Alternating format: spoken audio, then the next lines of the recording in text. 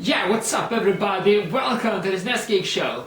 So this review is actually going to be a follow-up to a review I did back in 2014. It is the last game in a franchise consisting of 3 games. It's going to be Rummel Rabalder I sarkofagens skugga. So you might be wondering, now we're at the main menu, and the question you're probably asking me is, wait, where's the intro? Was there supposed to be something?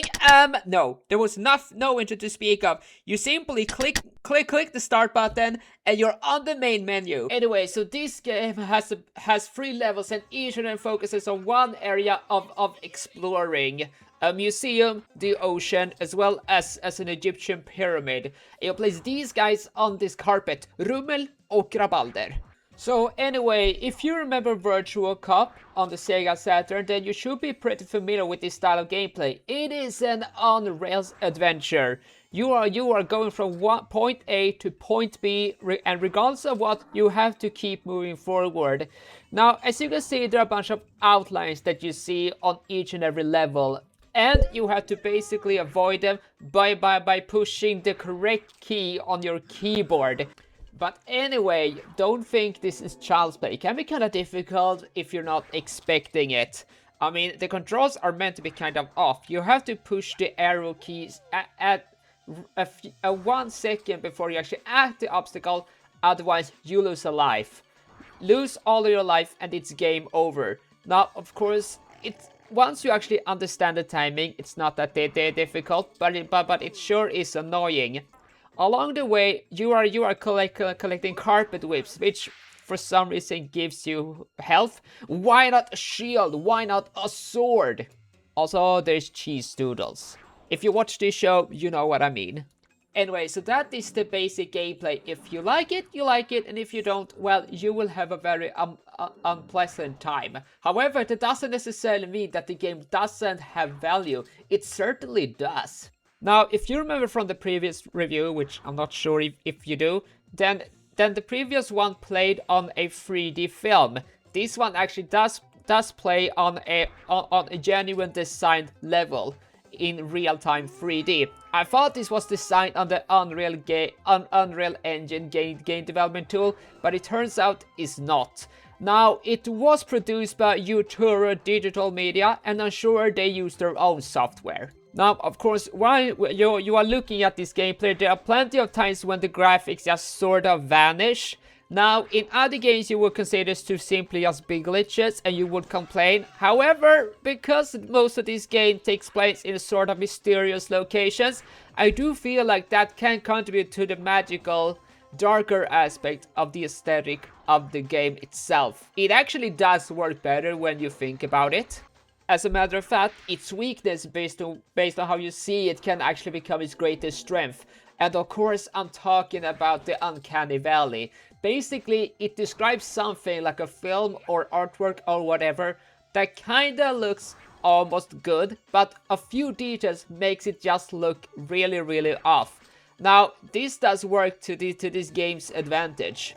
After all, just look at how blocky all of these enemies are. None of them have fingers, they just have knobs. Anyway, like I said, the game consists of 3 levels. We got the museum, we got the ocean, and then we got the pyramid. And all of them have its own unique musical theme, which I very much enjoy. There's a lot of synth, and even though the music was more memorable in the previous 2 games, it doesn't really sound bad at all, and generally does contribute, once again, to the mystery of the entire game.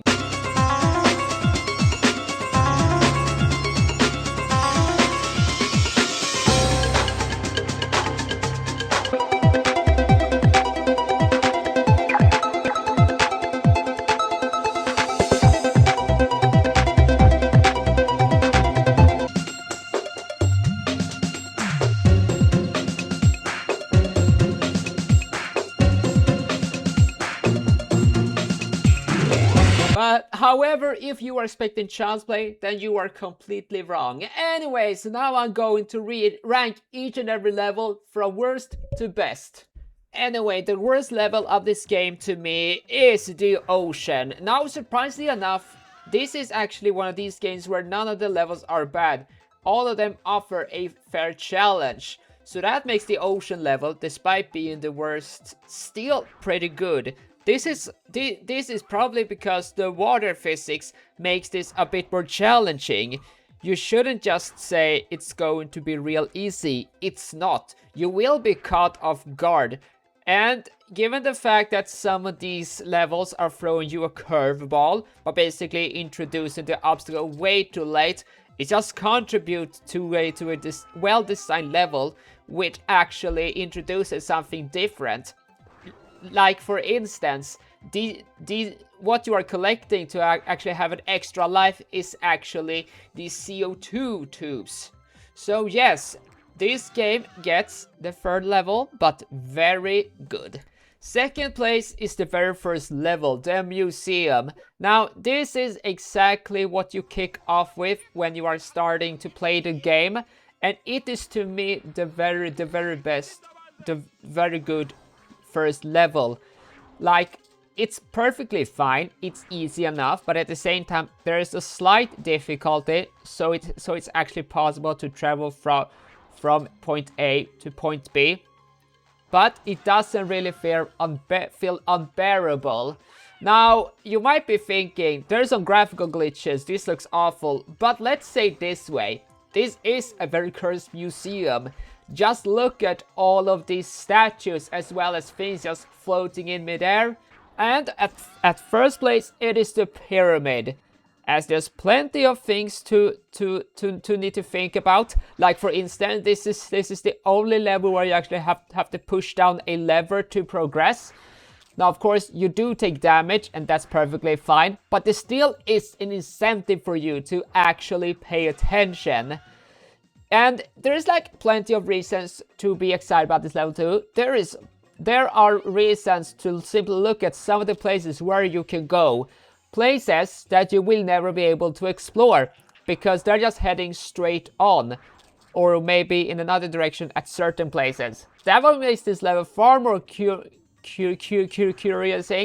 than other levels, because you are actually seeing potential locations that you maybe could explore at some point in this game, but that simply doesn't happen. Okay, thank you so much for watching this video. Bye bye!